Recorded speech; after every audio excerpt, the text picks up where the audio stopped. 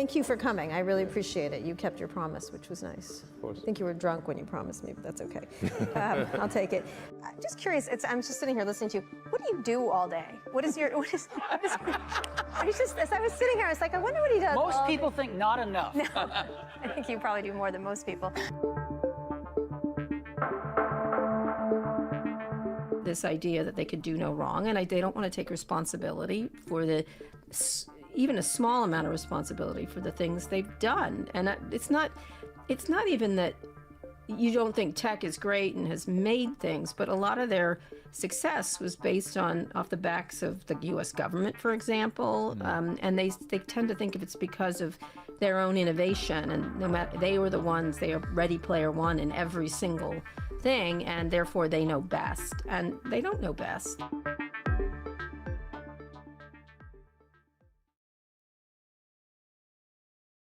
Hello and welcome to Washington Post Live. I'm Sarah Ellison, a reporter here at the Post. And today I am really thrilled, truly thrilled to be joined by Kara Swisher, who in some ways needs no introduction, but is a tech journalist, columnist, entrepreneur, also an author. We are here to talk to her today about her new book called Burn Book, A Tech Love Story. Kara, welcome. Thank you. It's called multi-hyphenate now. I don't know if you know that, but that's the term. That's the technical term now. Got it. Also mom too. Also, too many hats. Yeah. How do you find time to do everything?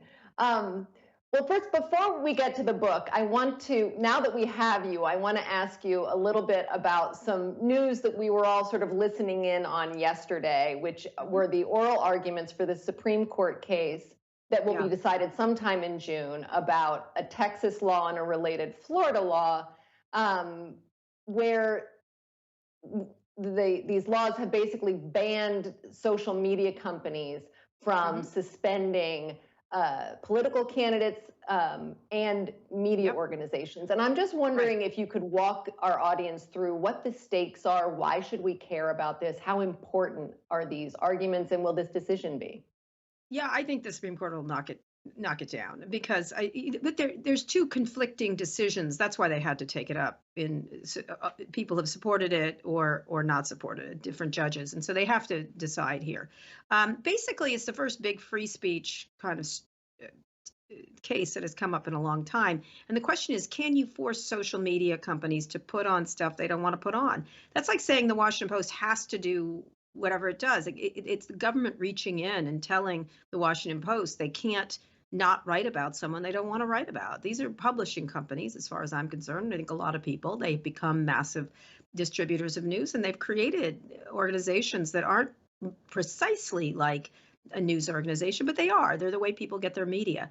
And so can they be forced to do that? And if their argument, some of it is they're like a telephone company, should they be forced to be told who can use or not use their systems? They can't be. They have First Amendment rights themselves. I often don't take the tech company side on this, but this is just an egregious overreach of government power, and they're dressing it up in censorship ideas, which is a boogeyman on the right. Everything's been censored. Of course, these people never shut up. That's kind of an interesting phenomenon, is that the people who cry most about censorship really literally never stop talking.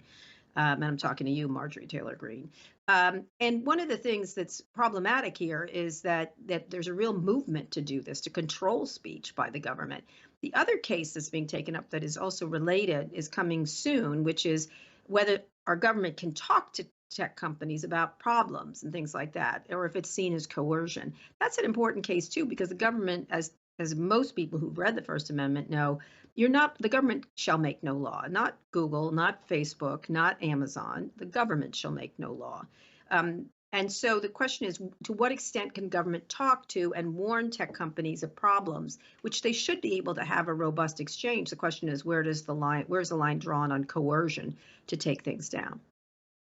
Right. I mean, on January 6th, 2021, you tweeted, at Jack Dorsey, who was then running Twitter, that he should Mhm. suspend Donald Trump's Twitter account. Yes, they So did. who should decide? Who should decide? I'm not entirely comfortable with two people deciding to remove someone from most of social media. In that case, it was Jack Dorsey and Mark Zuckerberg. I'm not entirely comfortable with that, but I am certainly not comfortable with the government doing it. That I'm certain. I think these are private platforms. Everyone likes to go on and on about the public square when it's convenient for them, but they are not a public square. This is a private square owned and operated by some of the richest people on earth. Now, whether they should have that role, that we can address that in other ways. There be more competition? Should we have more antitrust laws? Should we deal with privacy issues? We don't deal with those things. The unlimited power of these tech companies, and it's conflating here. Like, just because they have unlimited power doesn't mean they don't have free speech. And to try to impose the government forcing people to leave Donald Trump on a platform if he breaks their rules. I'm sorry, you wouldn't do that to the Washington Post. You wouldn't do that to CNN. It just, if you take it out to other media, it's a real problem, and that's what the First Amendment is for. These companies have First Amendment rights, and you could do all kinds of scenarios, but it's a real problem if the Supreme Court sides with Florida and Texas, who have to be the most cynical people on earth. They are political players that are trying to score political points. If you want to rein in tech, this is not the way to do it. This is the worst possible way you should be able to do it.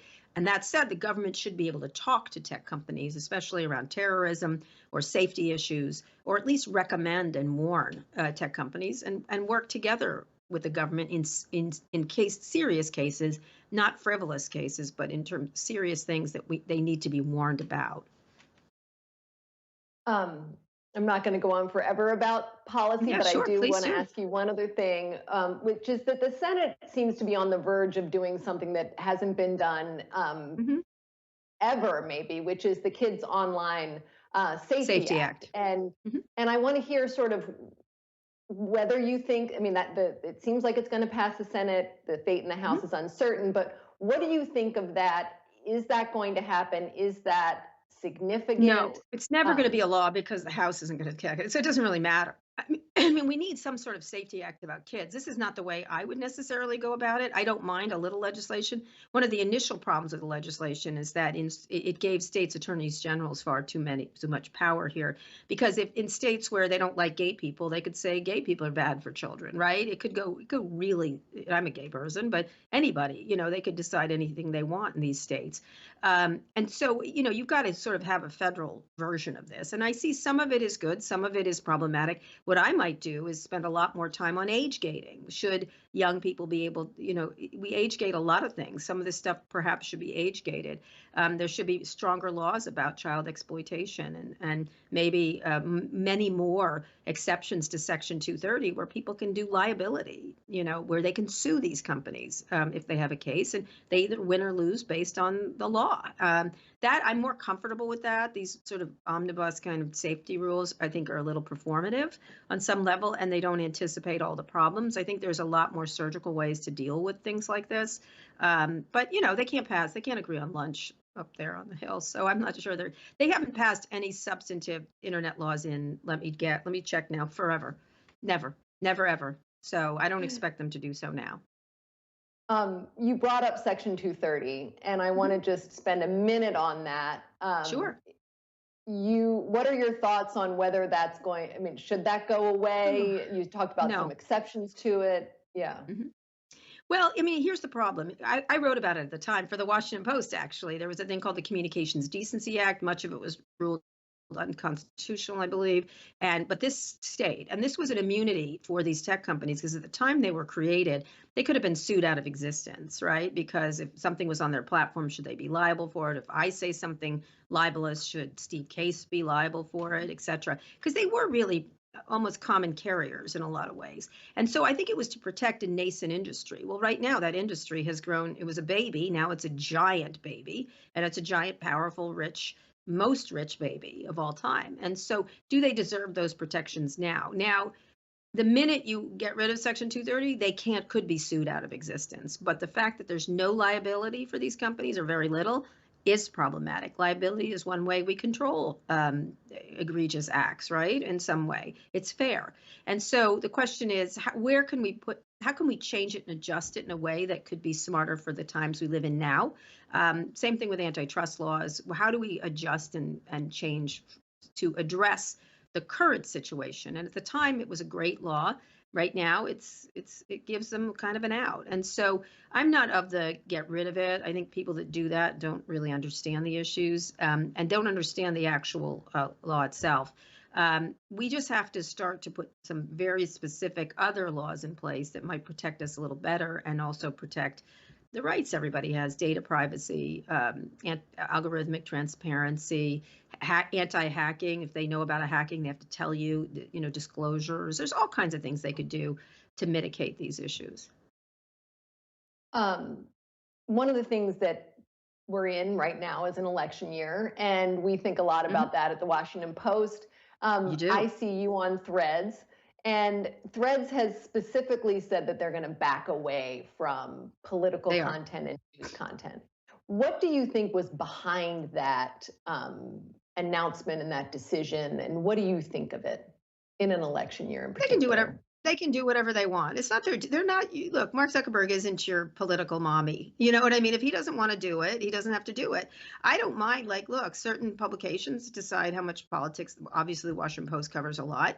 I think we put them up as saviors, or it's their duty, or it's not. It's their company. They can do whatever they want. If they want that to do, it actually does tone down. They don't have to deal with all the disaster there, right? They don't, they got it bad with the Trump stuff, right? When they took him off, or they put him in purgatory, or whatever the heck they did to him. Very difficult to try to litigate all this stuff, and especially when they're completely inept at it. By the way, they're not just bad; they are damaging the way they made decisions. And so they just want to not have to deal with it at all. And everybody talk about cat videos and flower arranging and the latest book they read. I think they prefer that. It's much more like Instagram, although there's issues on Instagram, all kinds of problematic issues, as there are in humanity, by the way. And so I think they just are like, I think we'll check out this year on this one, and that's what they're going to do. So that's their decision. I don't much care. Yeah, I mean, it's you've written about this though too. It's also going to drive sort of the traffic away from traditional media on those platforms, and you've written, very forcefully about this, about how these, what did you say? They obliterated the business model for media companies. Yeah. Just wondering, help us understand exactly how that happened. Well, specifically, the Washington Post. There have a lot in the book about what happened at the Washington Post, and I have huge regard for the Graham family who owned it, and that's who I worked for, Ben Bradley and others, who, when I was young, this was back in the last century. And one of the things that I saw coming very early, I had written about a retailer called the Halfs, and I wrote a series of really great stories, and nobody remembers them, but they were the richest family in Washington. They were coming apart, and I moved over to digital because I was the young person on the business staff, and they give it to the young person, right? Essentially. And when I started exploring it, it was very quick to see. I was a student of media at Georgetown. I went to Georgetown Foreign Service School in propaganda. And so once you started to see some of these things, I had already seen sort of a troubling issue around display advertising because local retailers had died, like Garfinkel's and Hecht's and some others, or had moved to bigger organizations. And companies like Walmart were coming in, which were highly technical, actually, in how they stock stores and everything else, but they weren't advertising. So I was like, ooh, that's a problem, right? Like that's a big, that's a big economic engine of the Washington Post. But then when I saw Craigslist, I was like, oh no, this is bad, because that was a big economic engine. And the minute Craigslist came in, it didn't just decimate it, it collapsed the whole classified business, right? With free classifieds. And it was a lot to do with how media conducted this. The classifieds were expensive, ineffective, and static. And in the new era, that wasn't going to happen. And then lastly, when you saw a lot of free news being put out there, you wondered what happened to subscriptions, and what could the Post or any news organization do to make stuff that people were willing to pay for. So it changed the economics so quickly. And then into that delta ran Google and Facebook, which sucked up all the digital advertising, which is where it was going next. And they could afford to lose money at it until it became very profitable. And these companies couldn't make that transition from physical to digital as quickly. One of the things you are the best at is puncturing the egos of these men, mostly men in Silicon Valley. And I'm wondering if you can sort of unpack for the audience, are these just the newest version of robber barons, or is this a different crop of people? How should we think about these sort of masters of the universe? Some of them are good, some of them are bad. They're all unaccountable, right? They have unaccountable wealth, they have unaccountable power.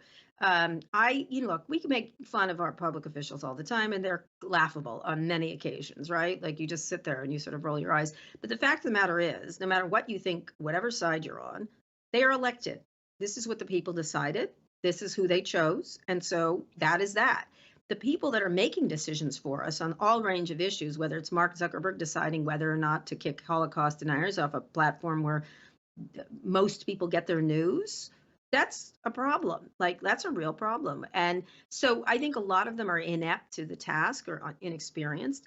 Some of them are quite good. Like you don't like, look, they just do what they do. I often use Tim Cook as the example. Can you imagine Tim Cook, putting up, boob jokes or Ukraine thoughts online? Like, come on, he doesn't do it. He does his job. He makes whatever he's making, Vision Pro or new iPhones or whatever.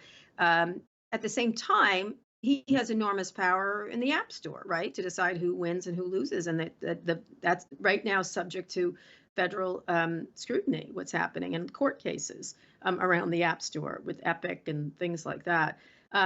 So I just feel like they have so much power and so much money. It's never going to end well, even if they have good intentions, even if their CEOs are mature.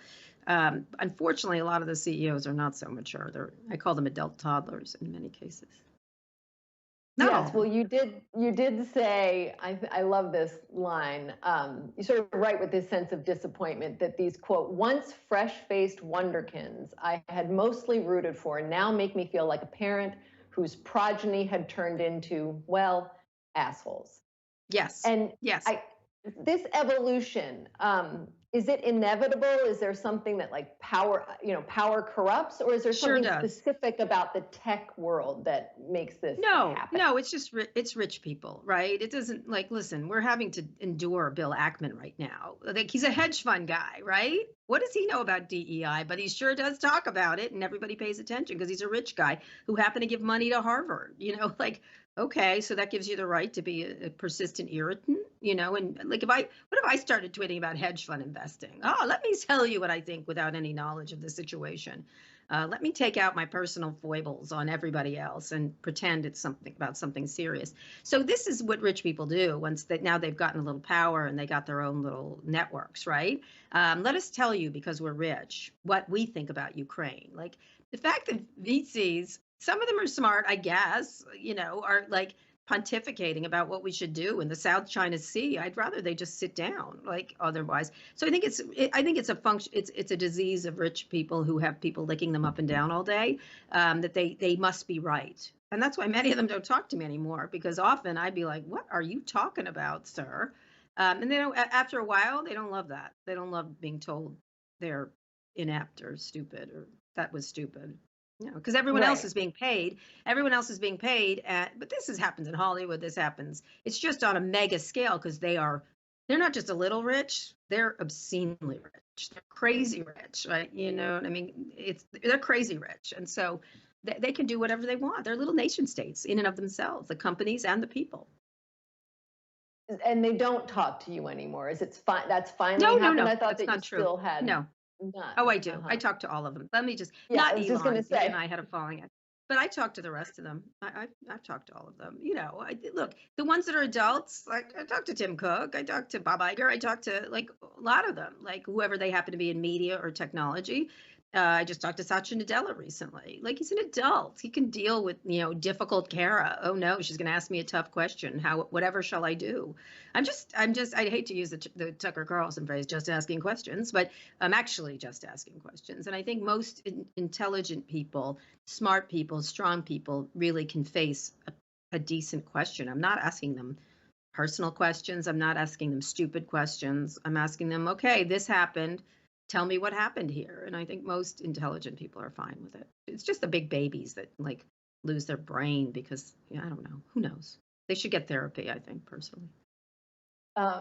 You definitely have interviewed almost all All of of them, if not all all of of them, them.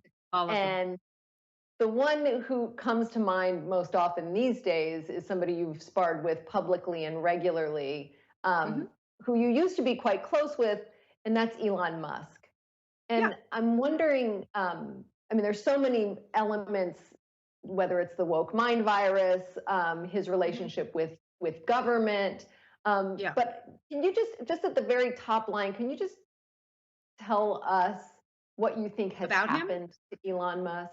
All Yeah. right. I get a lot of flack for thinking he was really inspirational. Like I said so. I just was here was me as a beat reporter. And as you know, Sarah, you're an excellent beat reporter too. You're a beat reporter, you can't really say what you think of anybody, for a long time. But then when I got to All Things D, one of the reasons I created it within the Wall Street Journal was I was sick of not saying what I thought about Hmm. stuff I reported on. Right? I did not talk about things I didn't know. I did extensive reporting and then I came to a conclusion. That's what All Things D was about, to get rid of the to be sure statement that the Wall Street Journal foisted upon me. And you know that sentence, right? To be sure, some people say, you know that one, Rupert Murdoch is not a terrible person. Like, I just am like, he is. Like, stop it. Like, I think he is based on my reporting, and I can say that. And so once I started doing that, I was able to say that. And one of the things I noticed was a lot of really smart people in my mind working on stupid things, right? Like if I had to talk to, I use this example on this book tour with like, if I hear one more digital dry cleaning, I'm doing but it's digital, Kara. I'm like, but you're still cleaning the clothes, right? Like, I don't get it. They were also dumb, the ideas, like they started to get really dumb and minuscule, right? Kind of like doesn't really move the needle. Here was a guy who had been doing, like, he did a Yellow Pages thing, not that impressive, fine, whatever, digitizing Yellow Pages, okay. They did a payment system, which was interesting. He did X, and then he and PayPal merged and sold it. Okay, made some money. But instead of doing what everybody else did, like, part-time VCs and full-time pontificators, he didn't create Tesla. He invested in it and then became the head of it, Tesla. He did SpaceX. He was doing some like brain company. He did a tunnel digging thing, which seems to be kind of kooky, but I like the initiative. It was interesting, right? But at least on a couple things, space and energy saving for cars, boy, that was important to me. I was like, oh, finally, someone is dealing with real issues, right? That have impact.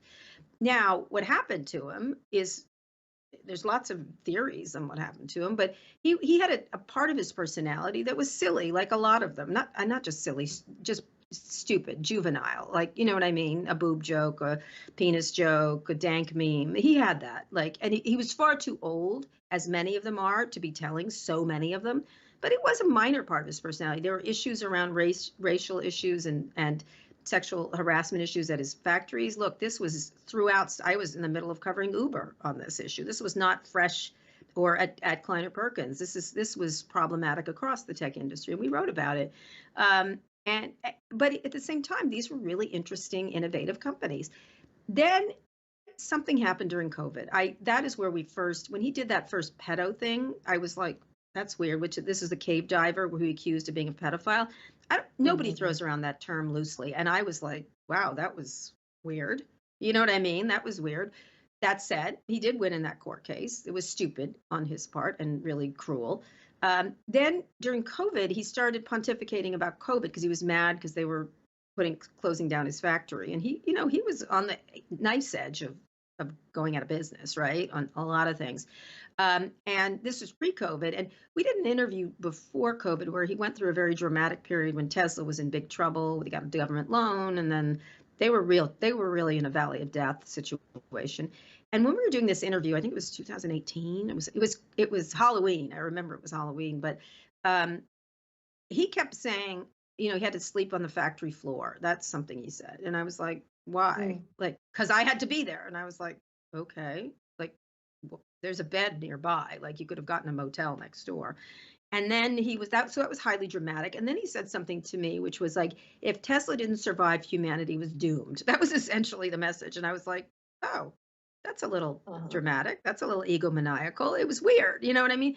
I filed Right. it away. He didn't do it that often, but he had that sort of godlike tendency.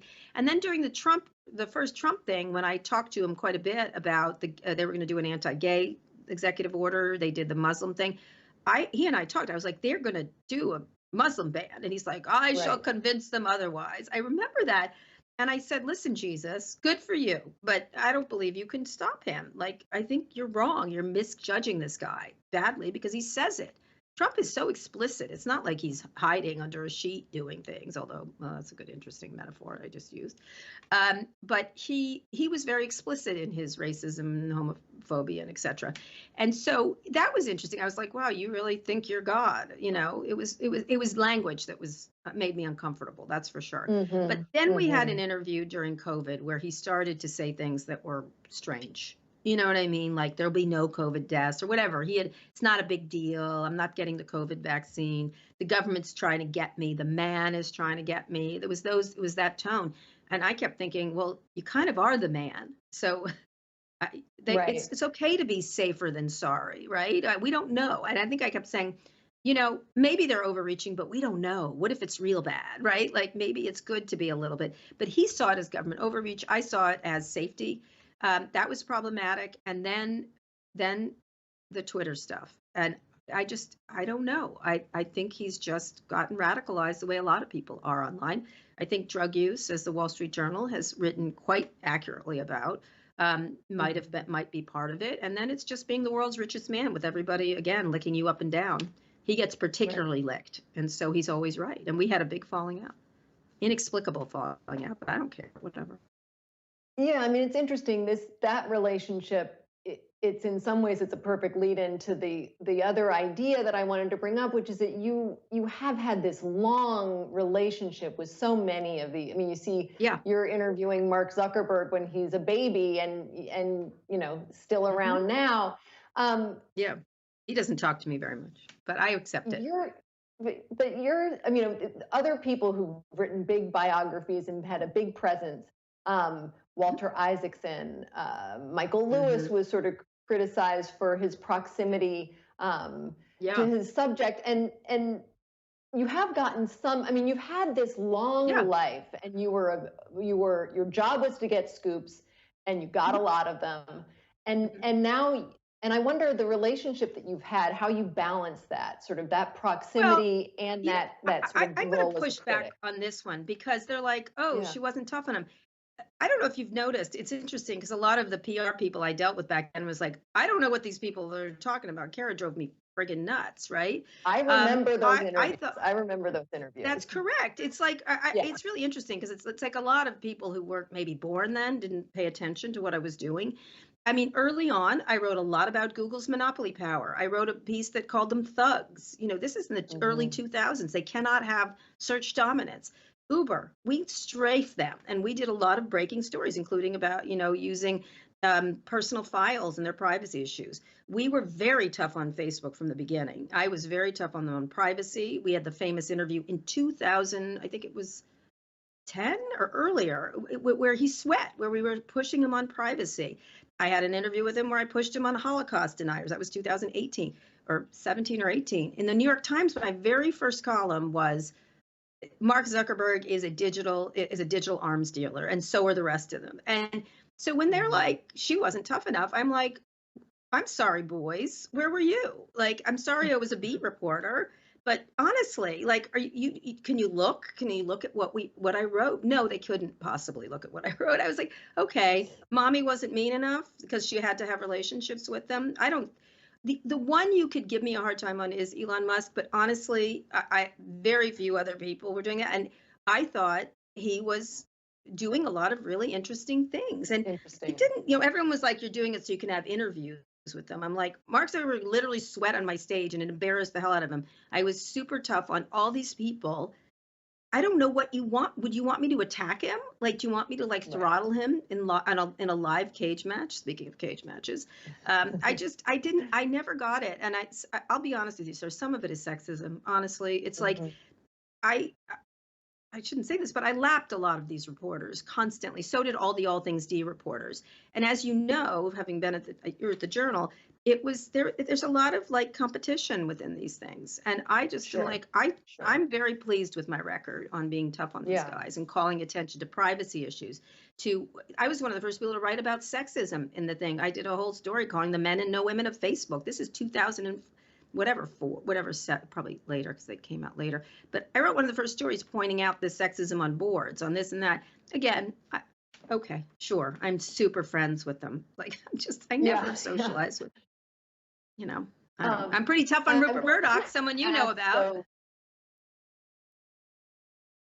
though, yeah, no, I mean, it's an interesting thing when people look back and don't remember the toughest interviews. But I want to ask you, I mean, this is such a wide-ranging book, and it's sort of a memoir, but it's sort of the history of Silicon Valley. What do you want people to take from the book? You know, as I think you've noted, there's a sort of insider's take, and then there's the rest of the Sure. world that wants to just know something about this incredibly powerful group of individuals that are running Sure. our society. But what do you want people to take away from the book? Well, I didn't write it for insiders, really interesting. Like, is there news here? No, it's a memoir of what happened. I'm writing it if you want to read a really quick and pretty easy to read history of the internet, this is for you, right? It's fast. You're on a plane, you want to learn about it, I think you'll be fine with it. If you're someone who likes to know what these people were like from a historic point of view, this is my opinion of what they were like. Like, everyone's going to have their own take. Walter Isaacson had his take. Demons, that was it. Like, come on. Like, I didn't agree with that one. But everybody has their own take on what people are like. So this is my take. So I had some insight because I met them in the before times. And let me show you what they're like now. So I think it's very valuable to know the before times. I also have a very serious strain going through this book, which is about unaccountable power of billionaires, unaccountable power of tech, and the impact tech is going to have on our lives, and how it has occupied us, that it controls us versus us controlling it, given we've put so much into it, our data. The taxpayer paid for the internet. We gave loans to Elon Musk. We have helped these people become as big as they are, and we are their product, right? We are the product. And so I want people to really understand, as we go into this new age of artificial general intelligence. Now, artificial intelligence has been around for a long time, that we have to put things into place, regulations, not a ton of them. I'm a capitalist. I've created startups. I don't love a lot of regulation, but I certainly would like more than one, more than zero, actually. And so we have to start to put in, you're not going to mitigate damage from everything, all the time. But I think the key quote in this book, if I had to pick it, is the Paul Virilio quote, in which when you invent the ship, you invent the shipwreck. Now, you're not going to stop shipwrecks, but you can do things. You can create a lighthouse. You can, there's mitigation to every technology has seeds of negativity. I'm not against, it's just going to happen. Damage happens, but it doesn't have to happen in this much. And then the last thing is my favorite anecdote in the book is when I argued with the Google founders about trying to take over Yahoo. This was way back when I was being so nice to them. I called them thugs. And they called me because they were mad. I wrote that because I compared them to Microsoft and said they shouldn't have 97% of the search market. That is abuse. That is monopoly abuse. And one of them called me and he said, I can't believe you said that about us. We're nice people. I'll never forget this. And they don't study history. They aren't very literate. Like, these people don't have a sense of history. And they had the don't be evil thing. And they're like, we said don't be evil. We're nice people.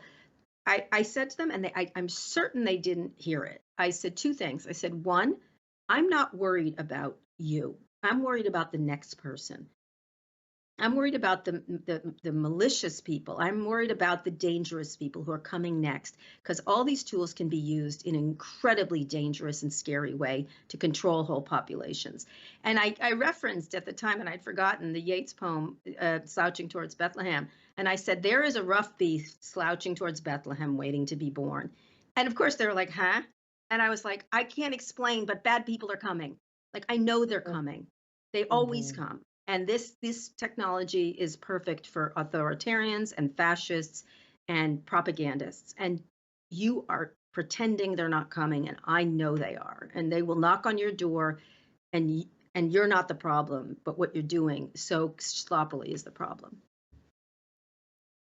Well, on that positive note, Oh, I really like the Vision Pro. How about that? so I enjoy I it. wish we could keep going. This is so fascinating, but we are out of time. Love my Burn book, AirPods. everyone. Okay. Thank you so much for Thank joining you. us, Kara. It's been Thank a you. real pleasure. Thank you so much, Sarah. And thank you to our viewers for joining us here at Washington Post Live. Please join us for other programming in the future. And if you would like, you can sign up for a Washington Post subscription, getting a free trial by going to wapo.st/live. Thank you again. I'm Sarah Ellison.